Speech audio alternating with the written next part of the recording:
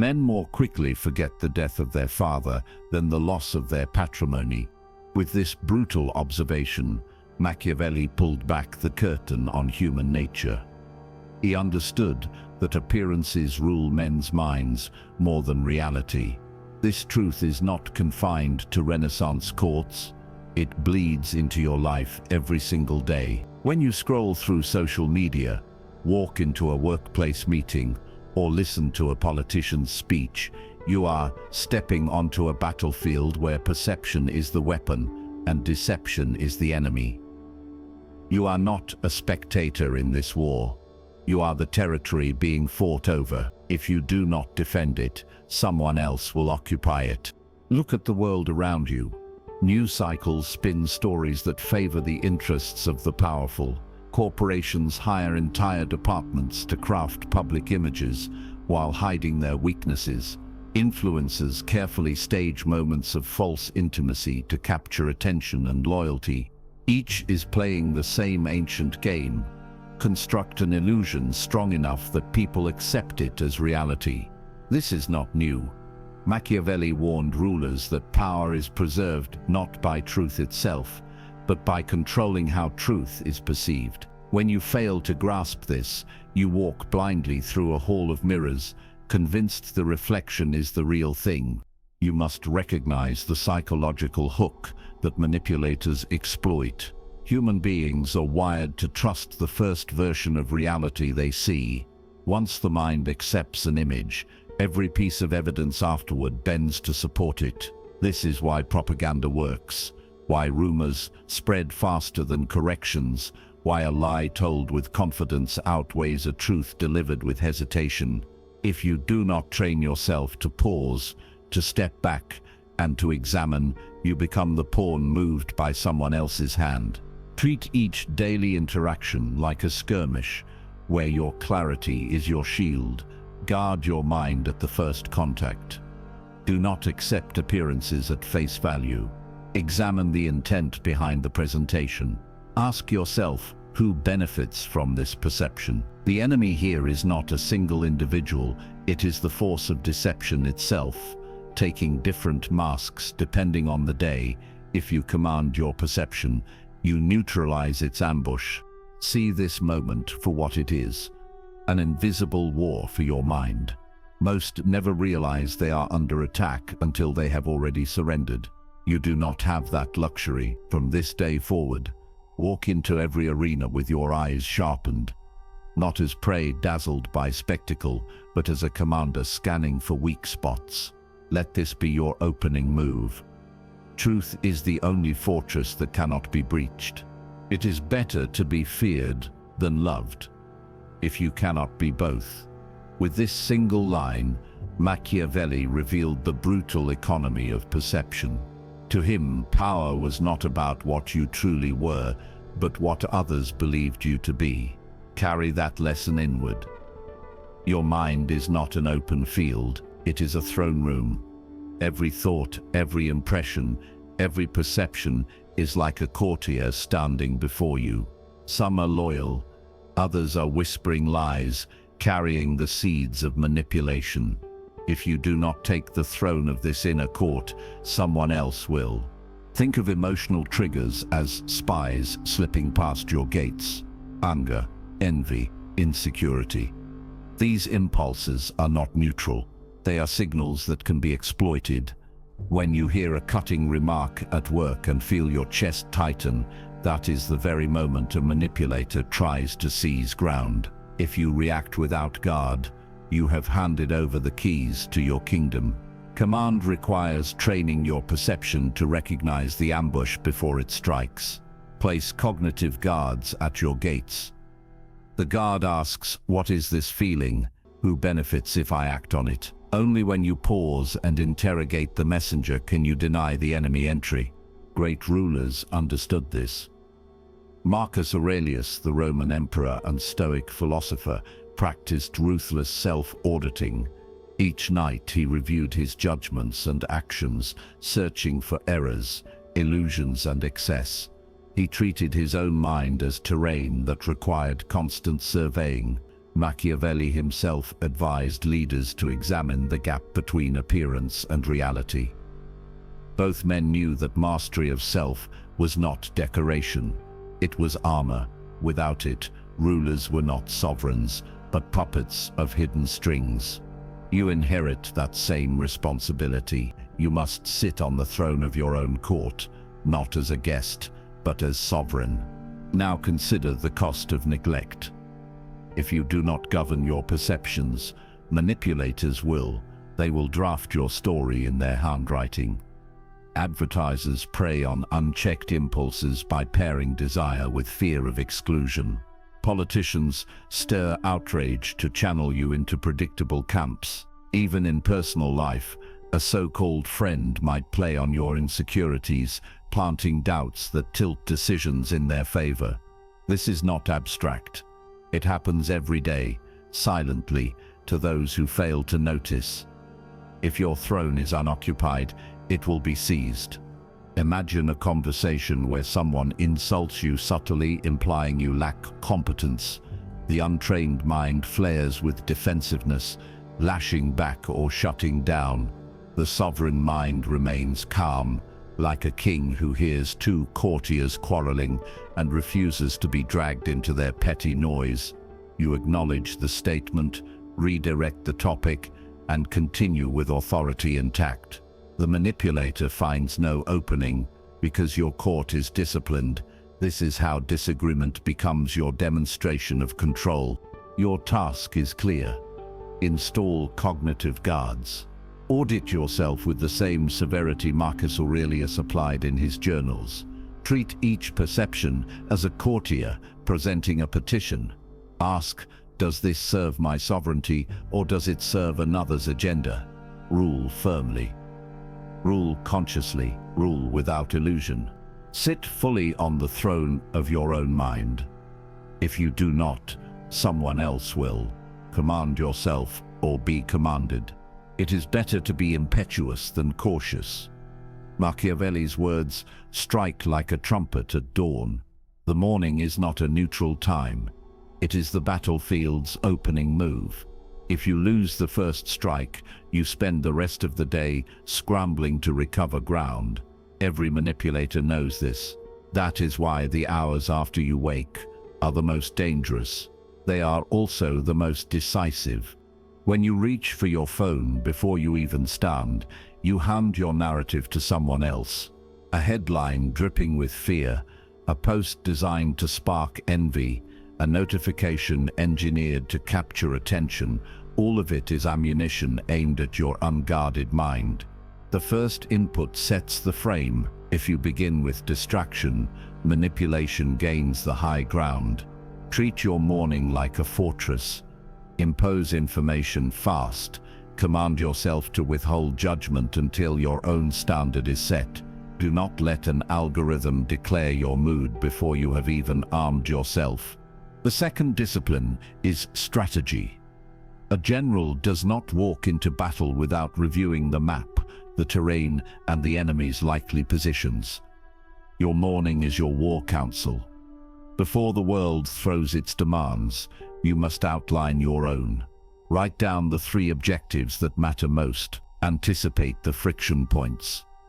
If you know that a meeting will test your patience, prepare a line that projects calm authority. If you expect a deadline to spark panic, pre-commit to breaking it into controlled steps. This is your briefing. Do it with precision. Do it every morning. Consider how manipulators exploit those who stumble into the day unprepared. A colleague may slip in a passive-aggressive comment before you've grounded yourself. An advertiser may flash urgency before you've decided what matters. A friend may press you for a favor when you haven't secured your priorities. These are ambushes. The enemy prefers to attack when your defenses are thin. You cannot prevent every strike, but you can deny the element of surprise. With preparation, what would have pierced you becomes a dull arrow falling harmlessly to the ground. Picture 2 different mornings. In the first, you wake, check your phone, drown in noise, and rush into obligations with no clear center. By noon, you are reacting, flustered, stretched. You are prey. In the second, you rise, keep silent, prepare your mind, plan your key moves, and then face the world. By noon, you are executing, calm, controlled. You are a predator. Weak. I'll try to get through the day. Strong. I will command the day's direction. Weak. I hope nothing goes wrong. Strong. I will absorb the unexpected and keep my ground. These shifts are not slogans. They are weapons. The battlefield of the morning decides whether you fight uphill or downhill. Guard the gates of input. Conduct your strategic briefing. Anticipate ambush.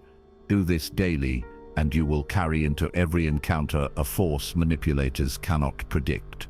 Seize the dawn, and you seize the day. Stillness is not weakness.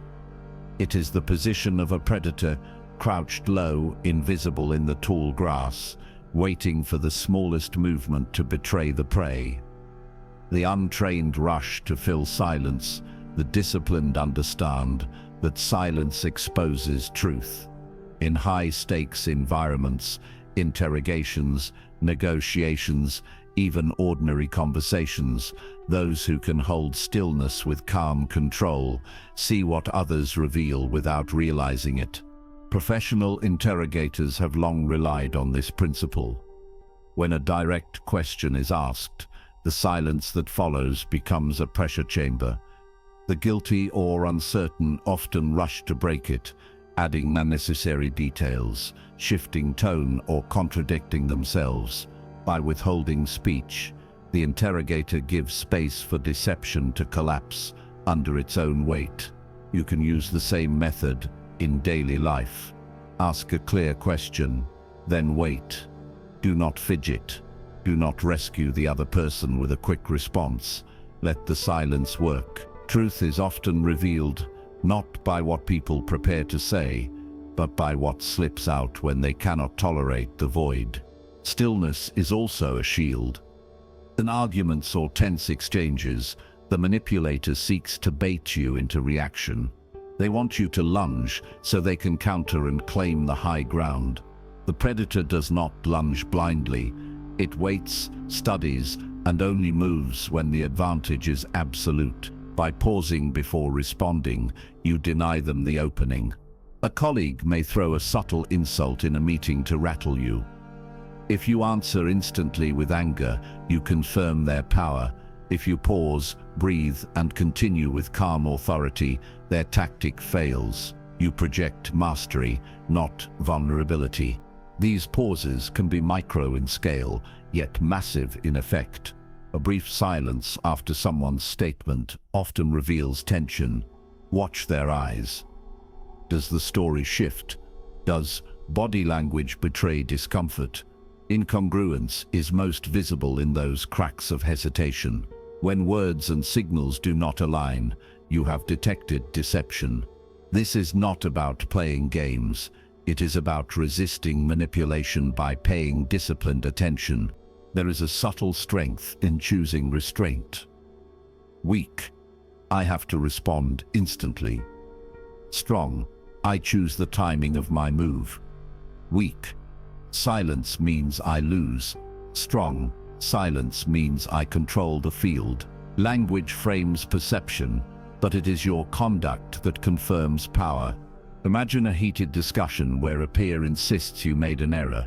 Rather than rushing to defend, you allow the statement to hang. You hold the pause. The room shifts uncomfortably, but you remain composed. Then you state your clarification with precision. The contrast between their urgency and your calm becomes undeniable. The battle was won not in the words, but in the spaces between them. Stillness is your sniper's nest. From it, you observe without exposing yourself. Conserve energy until the strike is decisive, and let the enemy reveal their movement first. In a world addicted to noise and speed, this discipline makes you untouchable. Silence is the blade that cuts deception. Power is not only gained by what you take on, it is preserved by what you cut away. Every manipulator thrives in clutter because noise creates fog, and in fog deception hides. If you wish to expose lies and crush hidden influence, you must first practice ruthless elimination. Like a commander cutting tangled supply lines, you sever what weakens your clarity and strengthen the path ahead. The first cut is between signal and noise. Your attention is finite.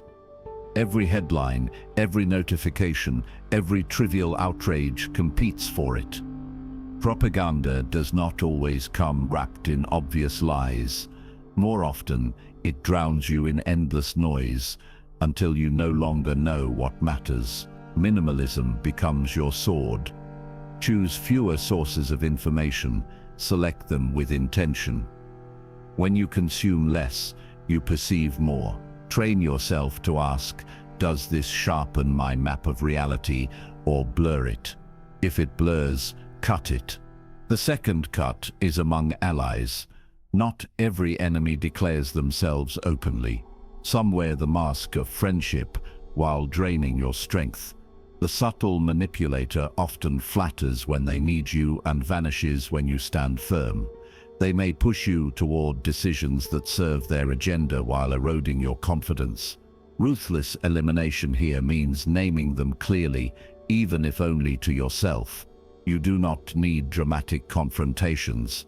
You need boundaries enforced with quiet certainty. If someone proves they thrive on your confusion, reduce their access, remove their influence as surely as a general removes a spy from the camp. A micro-example shows the method. Imagine a co-worker who constantly interrupts to correct you in front of others. Instead of reacting defensively, you respond once, with calm authority, "I'll finish my point, then we can compare perspectives." You continue speaking without anger, holding your ground. Afterward, you limit their opportunities to pull the same move by preparing meetings with clear structures or addressing issues privately. You did not fight them with noise. You cut the string they pulled, leaving them with nothing to hold. The third cut is against neural clutter. Your brain is not an infinite battlefield. Digital overload scatters your troops. Too many open tabs, too many feeds, too many conversations weaken your radar. Manipulators exploit this fragmentation by slipping lies into the stream, knowing you lack the focus to interrogate each claim. Discipline your environment. Close what is not essential.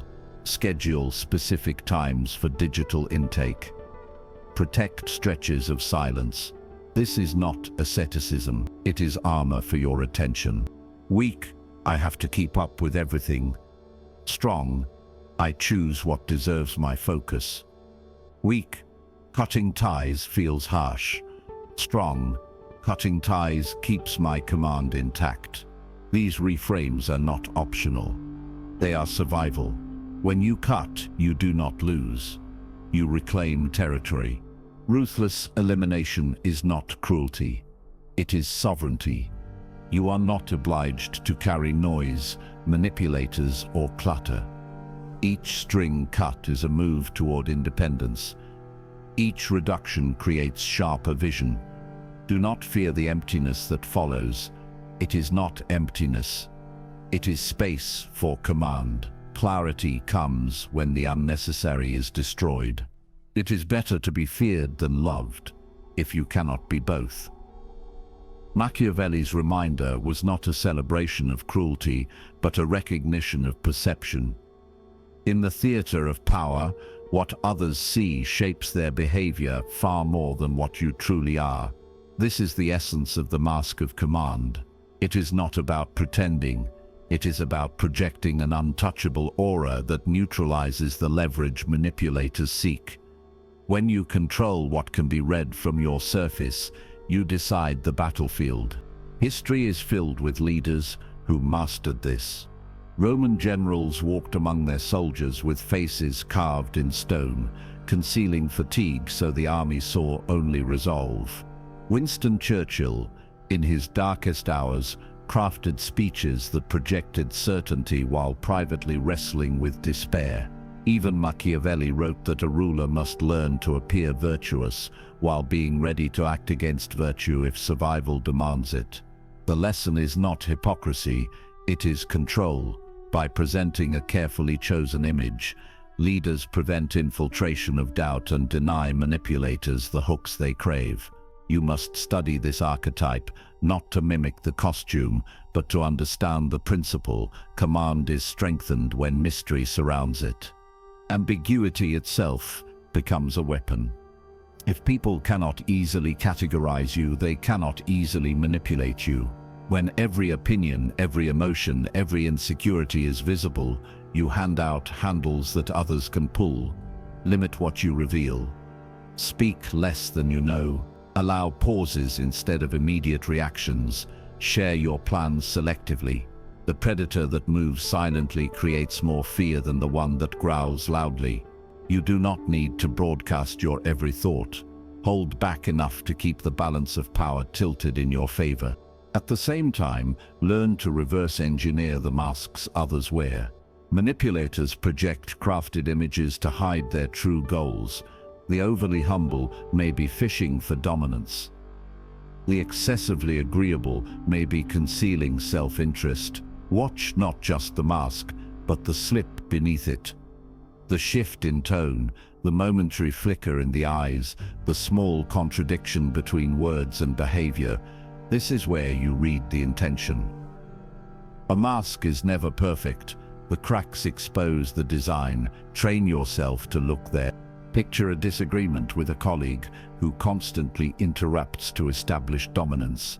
Instead of sparring in open frustration, you maintain composure. You finish your point, acknowledge their perspective briefly, then redirect the meeting without raising your voice. You did not outshout them, you held the mask of command. The group remembers not the noise, but your steadiness. The manipulator finds no foothold because you gave them nothing to exploit. Weak. I must show everything so people trust me. Strong. I reveal only what serves my command. Weak. If I hold back, I'll seem distant. Strong. If I hold back, I remain unshakable. Framing yourself in this way creates psychological armor. It is not deceit. It is disciplined self-presentation. The mask of command is not about falsifying your identity. It is about protecting your authority by deciding what becomes visible. It is the art of showing strength while keeping your vulnerabilities guarded, of projecting composure while choosing carefully when and how to reveal truth.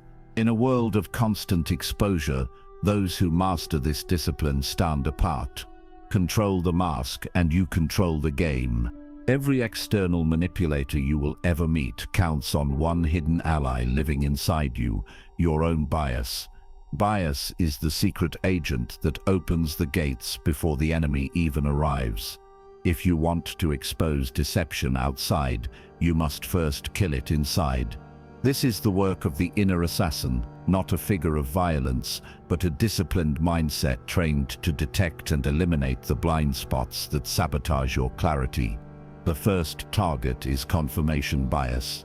Your favorite lies. People tend to search for information that proves them right and ignore what challenges them. This instinct feels safe, but it is a trap. Manipulators know you will accept flattering narratives and reject inconvenient ones.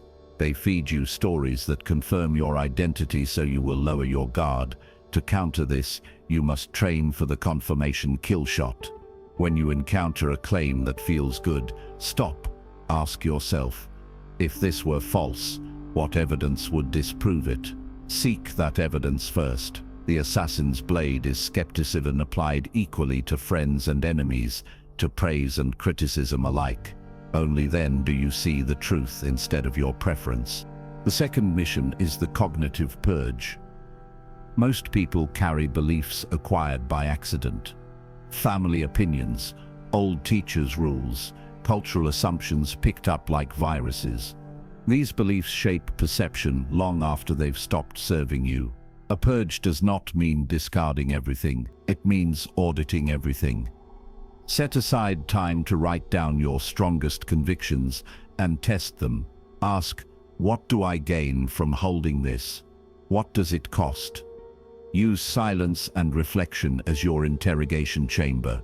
This practice demands ego discipline. It can feel uncomfortable, like turning the knife inward. But the discomfort is the sound of illusions breaking. History is filled with lessons of what happens when bias is left unchecked. Entire regimes have fallen because leaders surrounded themselves with echo chambers and silenced dissent. Military disasters often stemmed from commanders believing what they wanted rather than what reconnaissance showed. In modern times, companies collapse when executives ignore warnings that contradict their growth stories. These examples are not distant. They are maps of your own risk. Without the inner assassin, you too can be led off a cliff by your favorite illusions. Imagine a meeting where a subordinate offers data that undermines your plan. The biased mind feels threatened and dismisses it. The disciplined mind thanks them, studies the evidence and adjusts. You turn a potential blind spot into a strategic advantage. In that single act, you demonstrate command. Manipulators lose their power because they can no longer predict your reactions. Weak. I know I'm right. Strong. I know how to test my own position. Weak. Doubt makes me weak. Strong. Doubt makes me accurate. These reframes are not self-punishment. They are self-liberation. When you assassinate bias, you are not killing your identity. You are protecting it from a hijack. Do this regularly. Question your strongest convictions. Expose them to opponents. Treat each belief as a soldier who must prove loyalty. Eliminate what cannot stand scrutiny. This is the path of sovereignty. It is difficult, but it is the only way to make your perception untouchable to deception. Kill the bias before it kills your clarity. The wolf does not debate whether a scent is real. It trusts the body's response, the instant flare of awareness that signals prey or threat. You too carry this instinct, though years of noise and social conditioning often bury it. To train your perception into a predator's tool, you must feed the wolf within you, not with superstition, but with disciplined attention to the signals your body and environment provide. The wolf survives not by chance, but by refining instinct until it becomes a weapon. The first step is recognizing somatic intelligence. Your body reacts faster than your conscious mind. A sudden tightening in the stomach, a shift in breathing, a subtle tension in the chest. These are not meaningless. They are early warnings. Many interrogators and negotiators rely on this physiological feedback to sense dishonesty. You have experienced it before. Listening to someone speak, and without evidence you feel the story is wrong. Do not dismiss that reaction. Document it. Observe patterns in your own responses. Over time, you learn to separate anxiety from genuine alarm. This is how the wolf sharpens its nose, by tracking the difference between imagined danger and real threat. The second step is repetition recognition. Manipulators rarely improvise endlessly. They use scripts, loops, and predictable tactics. Flattery repeated too often signals hidden intention. Sudden urgency, framed the same way in multiple contexts, reveals pressure as a strategy. Observe the loop. Once you see it, you are no longer inside it. This is the hunter's advantage, knowing where the prey will step before it moves. In history, propaganda campaigns relied on endless repetition of slogans until populations accepted them as truth. In daily life, someone repeating the same excuse or justification often exposes the weakness of their position. Feed the wolf by cataloging these patterns so instinct and memory work as one. The third step is wolf pack tactics. A lone wolf has limits. A pack amplifies perception. Surround yourself with allies committed to clarity, not flattery. In discussion, one person may notice tone, another body language, another inconsistency in facts. Together, these observations form a net that no manipulator can escape. Even Machiavelli observed that rulers who chose wise counselors and allowed them to speak freely avoided many traps. You must do the same. Create a circle where honesty is valued above comfort. In this way, your instincts are multiplied, your field of vision widened. Picture a scenario. A partner in a project insists repeatedly that the finances are under control, yet provides no details. Your body registers unease each time they speak. An ally in the meeting notices that the story shifts slightly with each telling. Another observes their eyes avoid contact during questions. Combined, these signals reveal the truth. The numbers are not under control. Calmly you intervene. We'll need transparent records before proceeding. No attack, no accusation, just the precision of a wolf closing in on hidden prey. The manipulator's power ends because instinct, pattern recognition, and alliance expose the gap. Weak.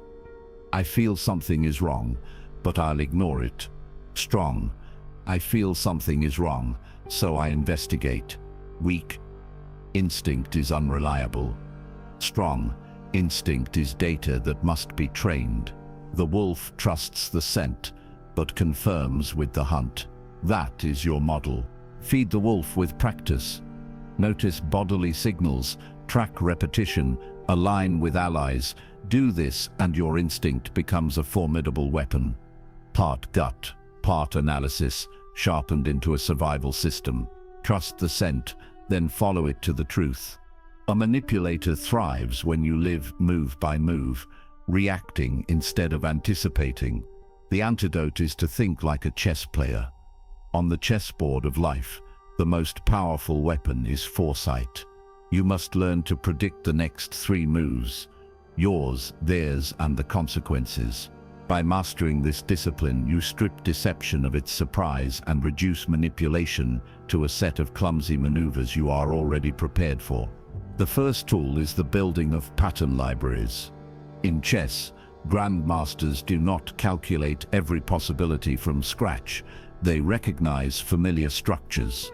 They have seen the same openings, traps, and sacrifices hundreds of times, so their instinct is sharpened by memory. You must do the same with manipulation.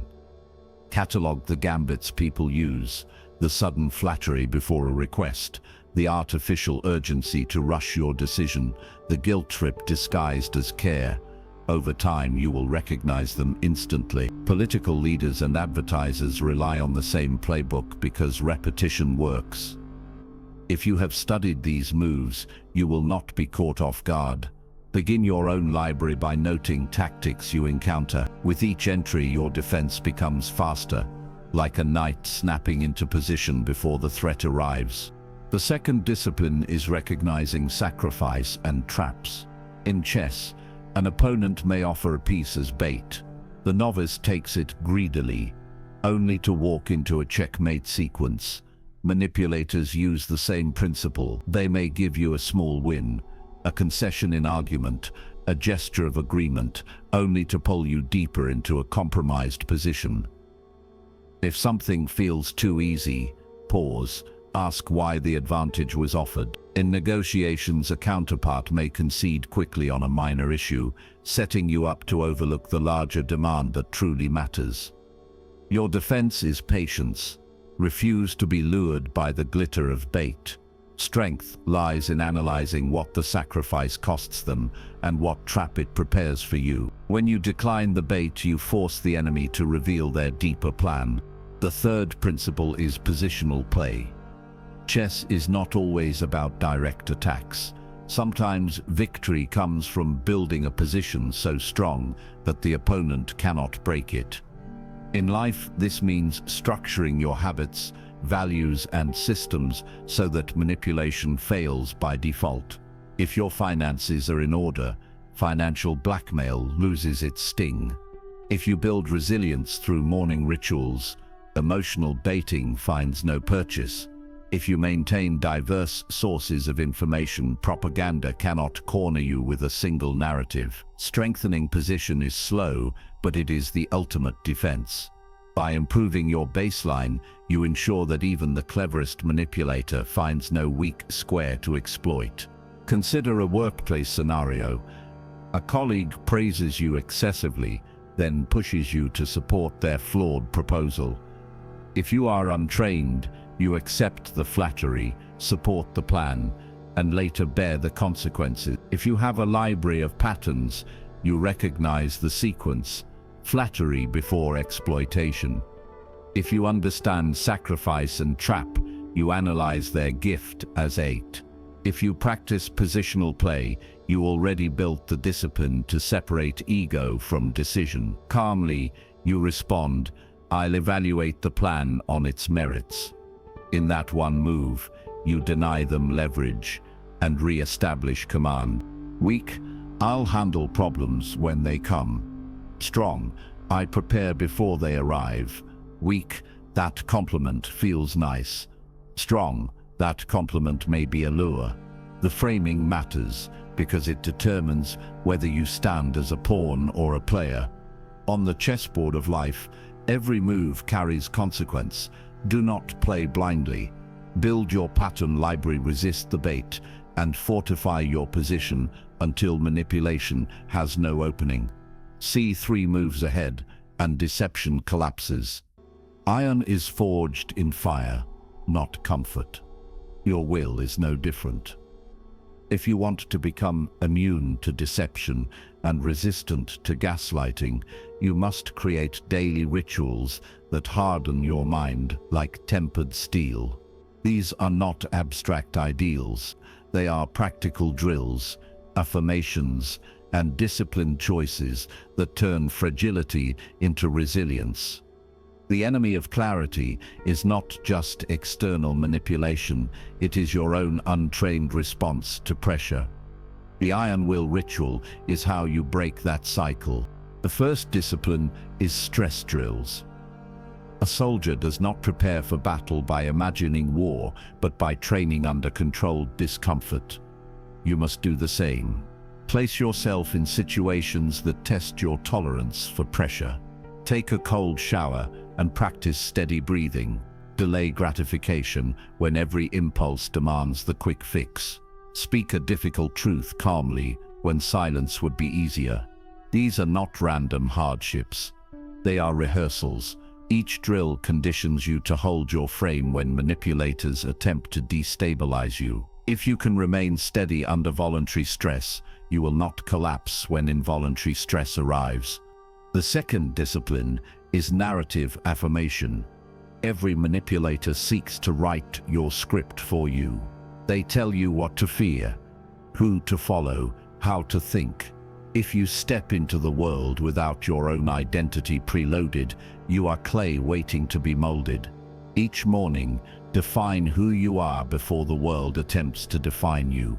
Write it, speak it, anchor it. For example, I stand calm under pressure.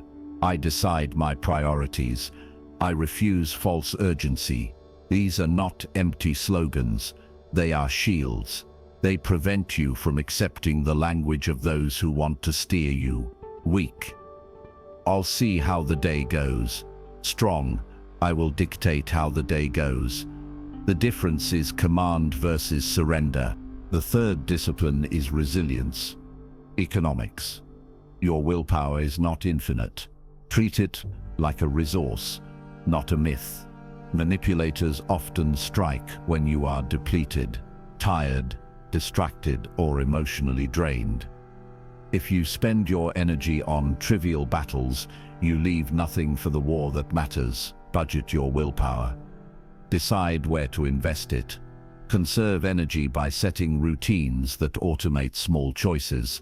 Protect your bandwidth by saying no to obligations that dilute your focus. Resilience economics is the practice of guarding your inner treasury so you can spend strength on what counts. Imagine a conversation where someone tries to gaslight you by denying a commitment they clearly made. If you have not trained, you may falter, second-guess yourself, and yield to their false certainty. But if you have rehearsed discomfort, affirmed your identity, and preserved your mental reserves, your response is composed. You state calmly, "I remember what was agreed, and I will act accordingly." You do not shout.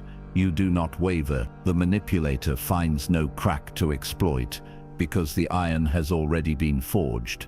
Build these rituals until they are as natural as breathing: controlled stress, anchored identity, strategic conservation. Together they form the armory of the unbreakable mind. This is not a life free of difficulty. It is a life where difficulty sharpens you rather than shatters you. The manipulator thrives on weakness, but when you rise with iron in your will, they see no entry point. Strength is ritual, and ritual is strength. To be untouchable is not to be invincible in strength, but to be ungraspable in form. A manipulator cannot strike what cannot be held. Your task is to consolidate every discipline you have built: clarity, stillness, foresight, ritual, into a state where leverage dissolves on contact, from target to ghost. That is the transformation. The first advantage is asymmetry. Manipulators rely on prediction. They design strategies assuming you will react in familiar ways: anger when insulted, flattery when praised, compliance when pressured. When you become unpredictable, their map fails. Sometimes you respond with silence, sometimes with decisive clarity, sometimes with no response at all. Asymmetric behavior forces them to waste energy probing, never sure which tactic will land. In military history, weaker forces often survived by refusing symmetrical battle. They struck at times and places the enemy least expected. Do the same in social conflict. Refuse to be predictable prey. The second principle is living the zero-handle life. A handle is anything manipulators can grab. Your uncontrolled temper, your addiction to praise, your oversharing of personal details, your unguarded digital trail. Every handle is a point of leverage. Begin cutting them away. Guard your emotions by training pauses before reactions. Reduce dependency on external validation so praise or criticism cannot sway you. Limit exposure of your private life online. The less surface area you present, the fewer options they have. A glassy wall offers no grip. If someone tries to provoke you and you remain calm, the handle breaks in their hand. The third principle is strategic invisibility. This is not vanishing from the world, but mastering the art of revealing little and observing much. The predator that crouches in shadows controls the hunt. Learn to speak less about your intentions. Observe first, act later. In negotiations, let the other side reveal their needs before you reveal yours. In social settings, listen long enough to detect the patterns others miss. In politics and business alike, those who kept their cards hidden until the right moment preserved power longer than those who exposed themselves early. Invisibility is not weakness. It is freedom from premature entanglement. Consider a micro-example. In a group discussion, someone attempts to corner you with a loaded question designed to trap you into agreeing or resisting. The untrained react defensively, handing over control. You, however, use invisibility. You pause, then redirect. That's an interesting point. Let's examine the assumptions behind it. Calm, detached, ungraspable. The trap collapses, and their attempt exposes itself. The group remembers not their gambit, but your composure. Weak. I must always show my hand. Strong. I reveal only what serves me. Weak. I must respond to every provocation. Strong. I decide which battles are worth my presence. These shifts of framing reinforce the ghost state. You are no longer the target they expected. To become untouchable is not to withdraw from life, but to strip away predictable weakness. You live asymmetrically, deny handles, and practice invisibility until manipulators exhaust themselves in futility. What once would have hooked you now slides off like water on stone. You are there, but out of reach. Be present as power, absent as target. It is better to be impetuous than cautious, because fortune is a woman, and it is necessary if you wish to master her, to conquer her by force. Machiavelli's words are not an endorsement of recklessness, but a brutal reminder that hesitation costs power. To hesitate in a world of deception is to bleed control. The moment of your transformation arrives when you stop reacting as prey and rise as sovereign, an observer who sees manipulation before it takes shape. You are no longer a piece on the board. You are the player moving pieces, the sovereign seer. To become this figure, you must integrate everything learned so far. Vigilance, ritual, foresight, and elimination fuse into a single system. When you enter a conversation, you recognize the manipulative gambit instantly because your pattern library is loaded. When someone tries to gaslight you, your iron ritual holds you steady. When bait is offered, you see the sacrifice for what it is. Silence becomes your weapon, stillness your sniper's nest. Your mask of command shields your vulnerabilities, while your inner assassin eliminates bias before it blinds you. This integration is not theory. It is the daily practice of clarity until lies appear in slow motion, their edges visible, their traps transparent. History provides living proof. Marcus Aurelius led an empire through plague and war, yet his private writings reveal relentless self-auditing to preserve clarity. He confronted deception not with noise, but with discipline. Churchill, during World War II, faced a tide of propaganda and despair, yet his speeches projected unshakable resolve, even when the truth of hardship was undeniable. More recently, figures who resisted authoritarian regimes often relied on an ability to see through propaganda early, warning others while the masses were still intoxicated by illusions. These leaders were not free from fear or doubt. They simply refused to surrender their perception. They lived as sovereign seers, and in doing so preserved truth when others drowned in lies. You must also see the alternate path. Imagine a life without this transformation. Every day becomes a maze built by someone else. You are baited by flattery into commitments you regret. You are trapped by false urgency into decisions that weaken you. You are ruled not by kings or generals, but by invisible manipulators behind screens and words. Without sovereignty of perception, you are not living a life of command. You are being commanded. The cost of neglect is not abstract. It is wasted years, broken confidence, and a narrative of your life written by others. But imagine the opposite. Picture yourself walking into a negotiation. Compliments fly, pressure builds, small concessions are dangled. To others, it looks complex. To you, it is transparent.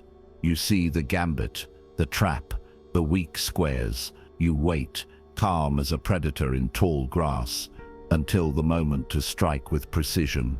You state your position with clarity, reveal only what you choose, and watch as the manipulator's tactics collapse under their own weight. This is not arrogance. It is the natural result of discipline practiced long enough that it becomes instinct. Weak, I hope I can see through deception. Strong, I train until deception cannot reach me. Weak, I react to what happens. Strong, I predict and prepare before it happens. These reframes are the language of sovereignty. Speak them until they become natural. The coronation scene is not literal but psychological. You step into the hall of your mind, no longer a servant of impulses or illusions. You wear the mask of command, not as a disguise, but as a chosen presence. Around you, the manipulators' tricks hang in the air like broken arrows, their power gone. You raise your banner of reputation high, untouchable, unshaken. You have become the sovereign seer, not flawless, not omniscient, but clear enough that deception cannot bind you. The throne is yours because you seized it. See truth, and you rule. Every war ends not on the battlefield, but in the silence after. You have gathered every weapon, stillness, foresight, the mask of command, the inner assassin, the wolf's instinct, the chessboard eye, the iron ritual, and the art of becoming untouchable. Now the question is not whether you understand these tactics, but whether you will move from knowledge into action. A truth detection system is not built in theory, it is proven in daily ritual. Quickly, let us sharpen the edges. You command the throne of your mind, guarding against spies of impulse. You treat your mornings as the battlefield's first strike, denying manipulators the high ground. You weaponize stillness, letting silence expose deception. You cut invisible strings of noise, toxic ties, and digital clutter. You wear the mask of command, protecting your aura while reading the masks of others. You assassinate bias before it blinds you. You feed the wolf, training instinct to scent dishonesty. You play the chessboard of life, predicting gambits before they unfold. You forge iron will through ritualized resilience. And at the peak, you become untouchable, slipping through traps until deception exhausts itself. This is the sovereign system. Integrated, it leaves manipulation powerless. Now comes immediate action. Pick one ritual within the next 24 hours. Do not wait for perfect conditions. Begin. If you choose the morning information fast, resist the urge to check your phone upon waking. Let your first input come from your own discipline, not an algorithm. If you choose the silence drill, practice pausing 3 seconds before responding in conversation, no matter the context. Watch what people reveal in the space you hold. If you choose the mask audit, write down what you routinely overshare and cut it back. These are not symbolic gestures, they are the first battles that prove you command yourself. Picture yourself leaving the fortress now.